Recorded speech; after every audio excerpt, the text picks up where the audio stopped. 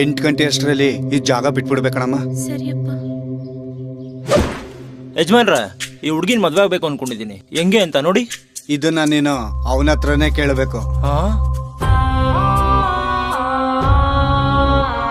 ಅಮ್ಮ 8 ಗಂಟೆ ಆಗ್ತಿದೆ, ಬೇಗ ಬಾಚಮ್ಮ. ಆಯ್ತು ಇರೆ, ಯಾಕೆ ಹಿಂಗ್ ಆಡ್ತಾಳೋ. ಅಂಟೆ ಈ ಹುಡ್ಗಿನ ಮದ್ವೆ ಆಗ್ಬೇಕು ಅನ್ಕೊಂಡಿದೀನಿ, ಈ ನನ್ನ ಪ್ರಿಯಸಕ್ಕೆ ಹೆಂಗೆ ಅಂತ ಸ್ವಲ್ಪ ಹೇಳ್ತೀರಾ? ಇದನ್ನ ಅವನನ್ನೇ ಕೇಳ್ಬೇಕಪ್ಪ. ಹೋಗಿ ಏರದಲ್ಲಿ